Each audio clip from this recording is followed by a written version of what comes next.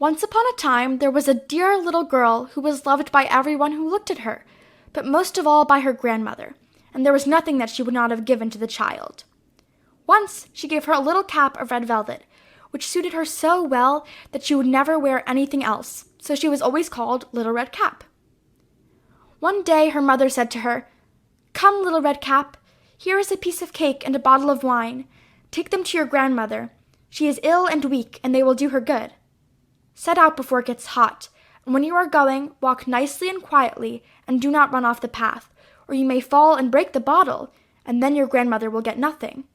And when you go into her room, don't forget to say, 'Good morning,' and don't peep into every corner before you do it." "I will take great care," said Little Red Cap to her mother, and gave her hand on it.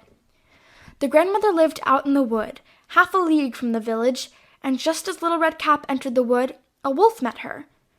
Red Cap did not know what a wicked creature he was, and was not at all afraid of him. "Good day, Little Red Cap," said he. "Thank you kindly, wolf." "Whither away so early, Little Red Cap?" "To my grandmother's." "What have you got in your apron?" "Cake and wine. Yesterday was baking day, so poor sick grandmother is to have something good, to make her stronger." "Where does your grandmother live, Little Red Cap?" "A good quarter of a league farther on in the wood. Her house stands under the 3 large oak trees. The nut trees are just below." "You surely must know it," replied Little Red Cap. The wolf thought to himself, "What a tender young creature! What a nice plump mouthful! She will be better to eat than the old woman. I must act craftily so as to catch both." So he walked for a short time by the side of Little Red Cap, and then he said, "See, Little Red Cap, how pretty the flowers are about here. Why do you not look round? I believe, too, that you do not hear how sweetly the little birds are singing. You walk gravely along as if you were going to school, while everything else out here in the wood is merry." Little Red Cap raised her eyes, and when she saw the sunbeams dancing here and there through the trees, and pretty flowers growing everywhere, she thought, "Suppose I take grandmother a fresh nosegay. That would please her too. It is so early in the day that I shall still get there in time." And so she ran from the path into the wood to look for flowers. And whenever she had picked one, she fancied that she saw a still prettier one farther on, and ran after it, and so got deeper and deeper into the wood. Meanwhile, the wolf ran straight to the grandmother's house and knocked at the door. "Who's there?" "Little Red Cap," replied the wolf. "She is bringing cake and wine. Open the door." "Lift the latch," called out the grandmother. "I am too weak and cannot get up." The wolf lifted the latch, the door sprang open, and without saying a word he went straight to the grandmother's bed and devoured her. Then he put on her clothes, dressed himself in her cap, laid himself in bed, and drew the curtains. Little Red Cap, however, had been running about picking flowers, and when she had gathered so many that she could carry no more, she remembered her grandmother, and set out on the way to her. She was surprised to find the cottage door standing open, and when she went into the room, she had such a strange feeling that she said to herself, "Oh dear, how uneasy I feel today, and at other times I like being with grandmother so much." She called out, "Good morning," but received no answer, so she went to the bed and drew back the curtains. There lay her grandmother with her cap pulled far over her face and looking very strange. "Oh, grandmother," she said, "what big ears you have!" "The better to hear you with, my child," was the reply. "But grandmother, what big eyes you have!" she said. "The better to see you with, my dear." "But grandmother, what large hands you have!" "The better to hug you with." "Oh, but grandmother, what a terrible big mouth you have!" "The better to eat you with." And scarcely had the wolf said this than with one bound he was out of bed and swallowed up Red Cap.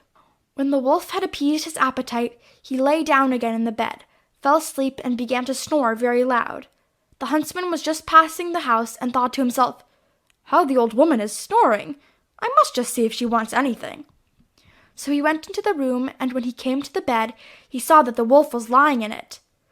"Do I find you here, you old sinner?" said he. "I have long sought you." Then, just as he was going to fire at him, it occurred to him that the wolf might have devoured the grandmother, and that she might still be saved. So he did not fire, but took a pair of scissors and began to cut open the stomach of the sleeping wolf.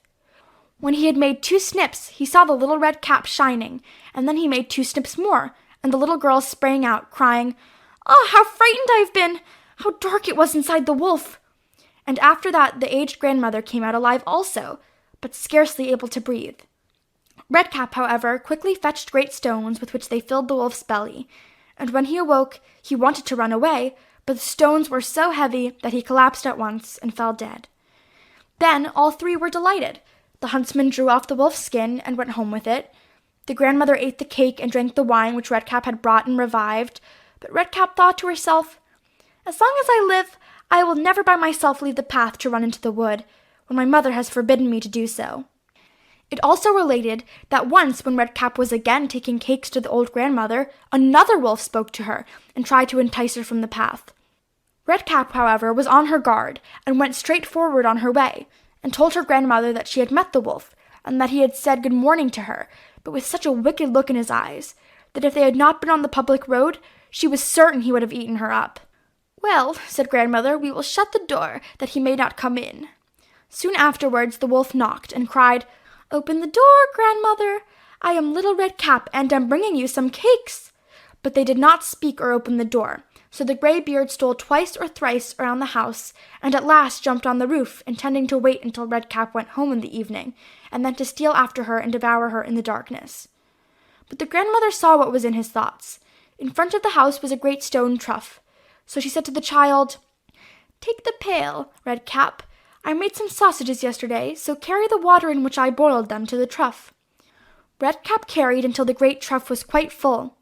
Then the smell of the sausages reached the wolf, and he sniffed and peeped down, and at last stretched out his neck so far that he could no longer keep his footing and began to slip, and slipped down from the roof straight into the great trough, and was drowned.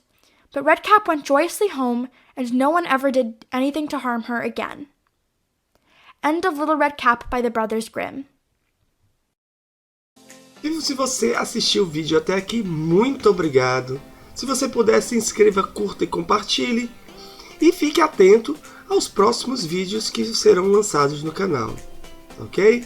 Um abração a todos e nos vemos aí num próximo episódio. Valeu, gente!